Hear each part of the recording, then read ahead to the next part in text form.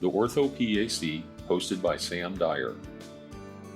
Welcome to the Ortho PAC, where we discuss up-to-date orthopedic topics for the busy clinician.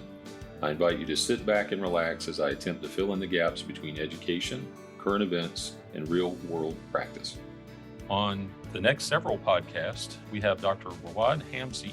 Dr. Hamzi is an assistant professor of the Department of Anesthesiology at Atrium Health Wake Forest Baptist Hospital and specializes in regional anesthesia and acute pain management. Welcome back, Dr. Hamzi. Thank you. So next part, multimodal analgesia. So you first mentioned acetaminophen, and this is really effective in my experience with my older patients. In fact, when they're having an osteoarthritis flare-up, if we can call it that, I'll have them, alternate acetaminophen and a small dose of an NSAID for a few days, and it seems to work well. I mean, what's your take on that? I think it's a great regimen for patients who don't have any major contraindications to, of course, the NSAIDs. I do like the idea of alternating, giving them the option of taking something every 3 hours, alternating between the Tylenol and the NSAID. And we frequently see it does the job for most mild to moderate pain. And it's still a useful adjunct in patients who have moderate to severe pain. There's a lot of studies, acetaminophen is an old drug, a lot of studies, a lot of data showing support for, if nothing else, the reduction in opioid requirements for surgical patients, but also on an outpatient basis. It's one of the safer medicines that you can prescribe. Even patients with cirrhosis, we know acetaminophen can be toxic to the liver in high doses. Even those with cirrhosis can get reduced doses of up to 3 grams per day, 3,000 milligrams for short periods, ideally. But 3,000 milligrams is safe to use in those patients, and even our cirrhotic patients, we will prescribe acetaminophen for them. And so we do use it almost ubiquitously. We usually, unless their weight is under 66 kilos, in which we might cut it down, we usually use 1,000 milligrams every 6 hours scheduled. So we don't have them ask for it. We just give it to them automatically unless there's a contraindication. There's some studies showing anywhere from 15% of opioid reduction all the way up to 30% in reduced opioid requirements for perioperative patients. So it can be quite potent. Although it's not going to be enough postoperatively alone for most patients, it will certainly help. So I think, in the outpatient setting, I really do advocate for considering it for most patients as a first-line agent. Talking about NSAIDs, you talked about celecoxib and meloxicam having a safer risk profile than the traditional NSAIDs, and went through that somewhat. But I was hoping you might go over your perioperative course of using an NSAID like celecoxib, or do you use others before or after surgery, and specifically joint arthroplasty is what I'm referring to. Sure. So just a brief background on the NSAIDs. They generally, as a class, they block the cyclooxygenase enzymes, of which there are 2 main ones. There are more, but 2 main ones we talk about with these drugs. And the COX enzymes generate inflammatory cytokines, so prostaglandins and thromboxanes among them. When they're activated by injury, tissue injury, in other tissues, for example, the stomach, the brain, the lining of all the blood vessels, COX enzymes, COX-1 specifically, is always present. It's constitutively present. And so we call that the constitutive COX pathway, the COX-1 pathway.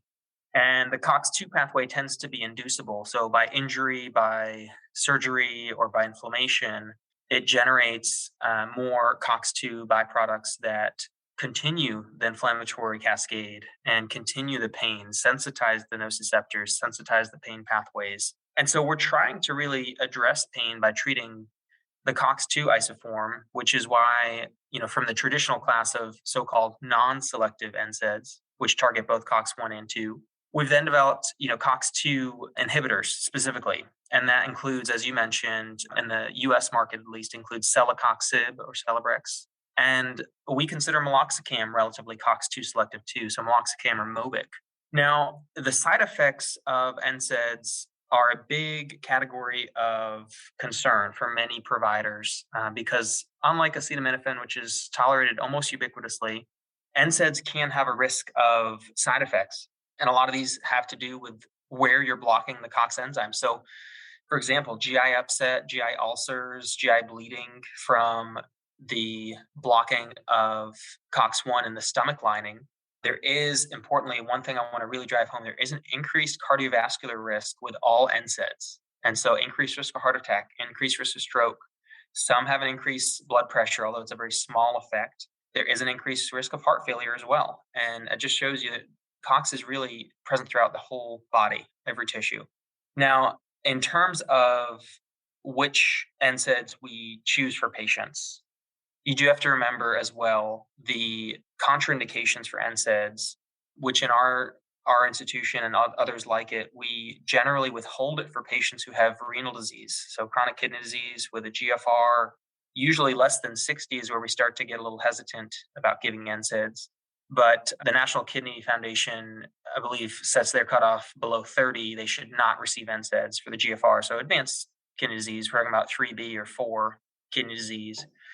But anytime you have reduced kidney function, we know the COX-1 enzyme is also present on the afferent arterioles of the glomerulus as well. So that's how it reduces kidney function, and it does lead to death of some of the nephrons, which over time you can see advanced kidney disease just from chronic NSAID use. But outside of the perioperative period, we generally say naproxen is probably the least cardiovascular risk, and that's why you see naproxen pretty commonly. Usually recommend anywhere from 375 milligrams twice a day, and if that's well tolerated, you can titrate up to 500 milligrams twice a day.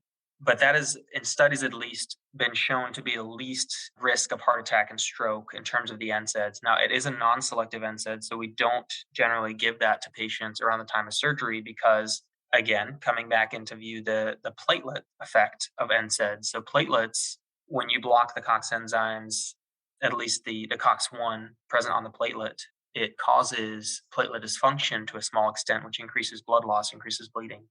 And so we usually withhold those non-selective NSAIDs for at least 3 days, 5 days, sometimes 7 days, depending on which one, before surgery so that we don't have increased risk of blood loss. Now, Celebrex and meloxicam, celecoxib and meloxicam, don't really have any in vitro platelet inhibition. So there's no risk of increased blood loss in studies or in test tubes we've seen, in vitro studies. No effective blood loss being increased by those two NSAIDs. And so we'll usually use either celecoxib or meloxicam if they have a sulfa allergy, because Celebrex does have that sulfa moiety. And we'll give that to them afterwards as well. So 200 milligrams twice a day is our usual Celebrex dose. And then if they have a sulfa allergy, we'll use meloxicam or Mobic, 15 milligrams once daily. One more point on the NSAID. You had talked a little bit about IV ketorolac, and I actually have that in an IM dose. I use in my walk-in clinic if somebody's, really miserable and I want to give them something quick. I'll give them a glute injection. So do you still use that? I know at one point that was common to use in addition to some of the other meds, before the patient woke up after a joint. Do you still use that at all? Yes, we like ketorolac quite a bit, and it is a very potent non-selective NSAID. So it does have quite a robust analgesic response, sometimes equal to that of normal doses of opioids.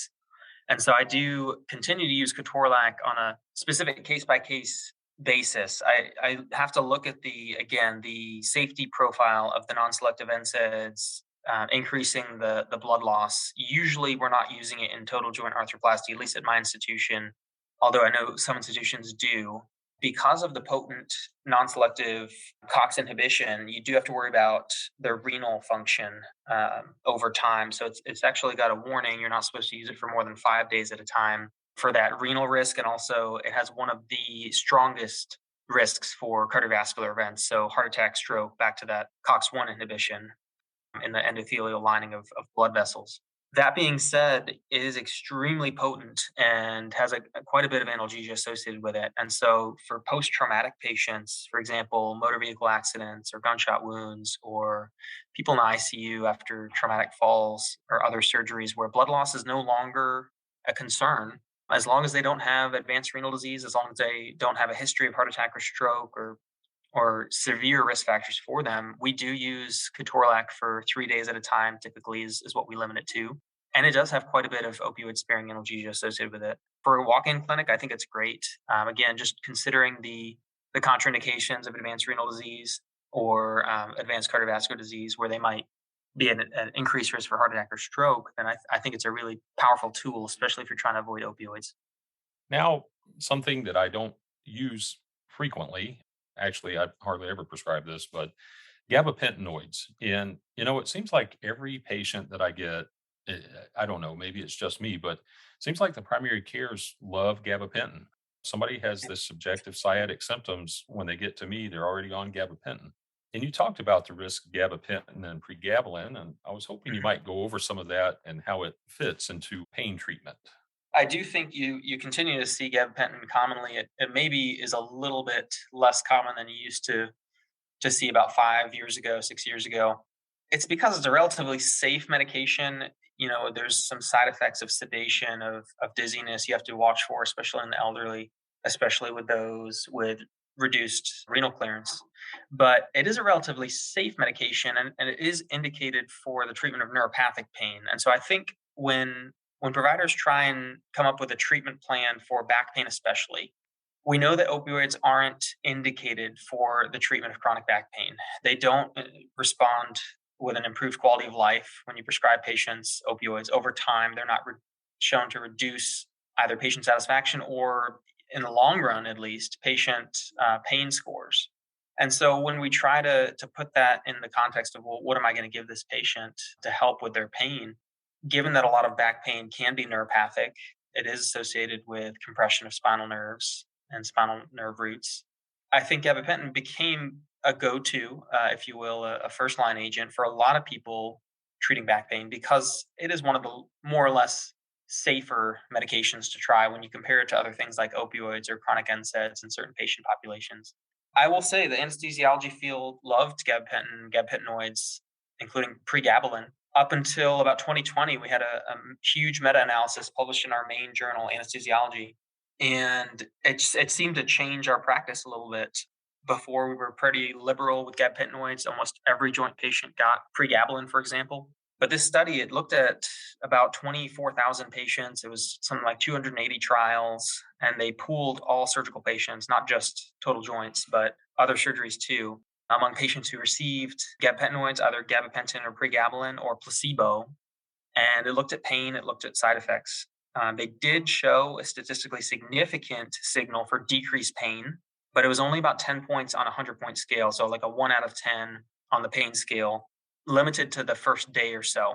And it was significant. Some studies it was larger, some it was about that. But they showed an increased risk of dizziness and visual disturbance, and pretty significant risk, which, as we know, increases the risk of falls.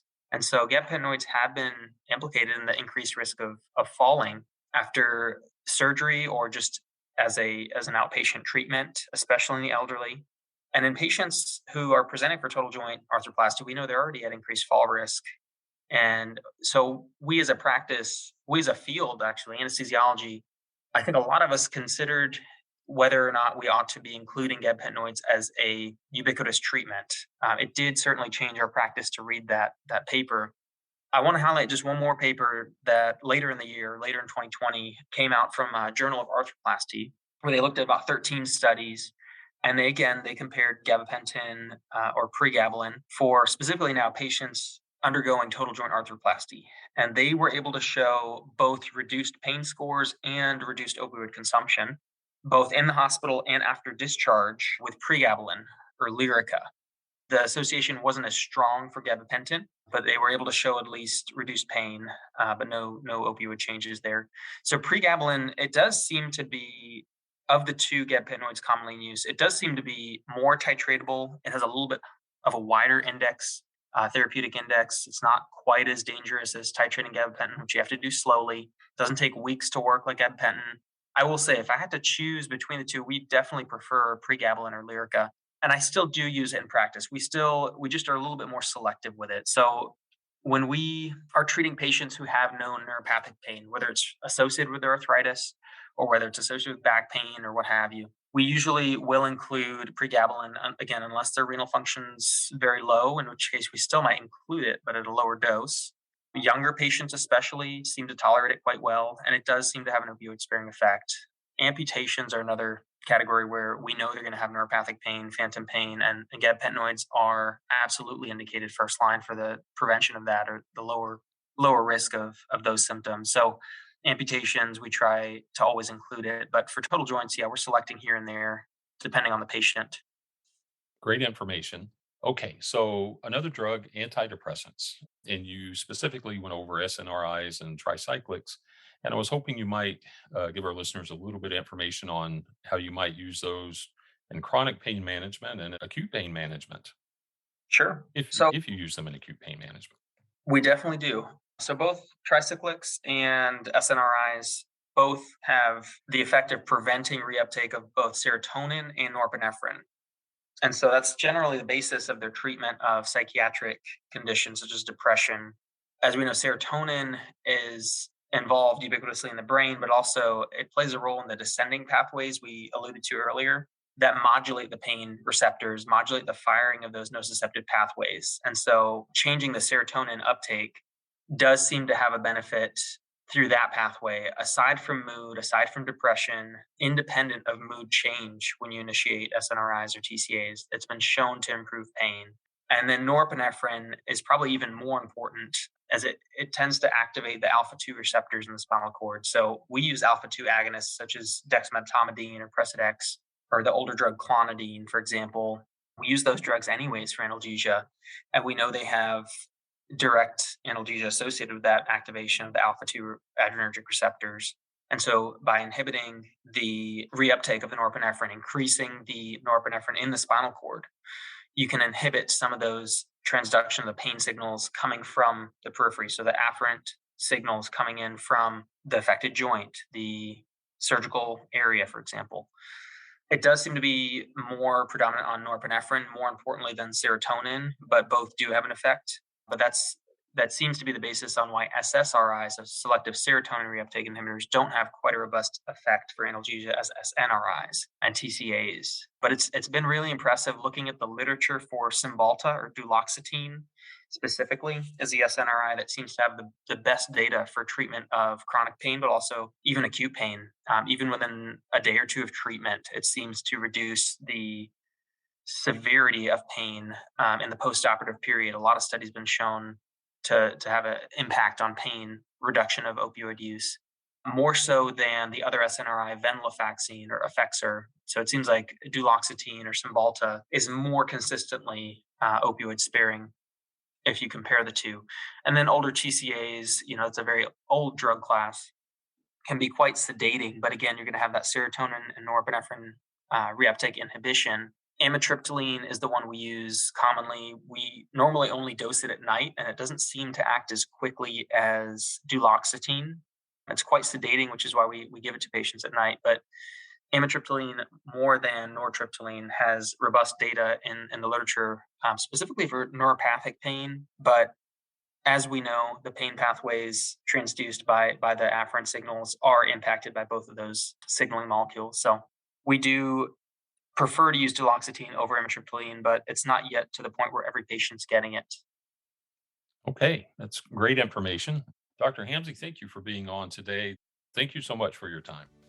Thank you, Sam. Thanks for having me. Please tune in next week for more on multimodal analgesia in the orthopedic patient. Please follow the physician assistants in orthopedic surgery on social media. Connect with us on Facebook, Instagram, LinkedIn, and Twitter. Please subscribe to our podcast. If this has been helpful, please take a moment to leave a review. I'm excited to tell our audience that Denver registration is now open for our 22nd annual meeting. This is our annual fall meeting and will be August 22nd through the 26th at the Sheraton Denver Downtown Hotel. Come and join us for some CME and get away for a little while in the Mile High City. Stop by the desk and say hello. I look forward to seeing you there.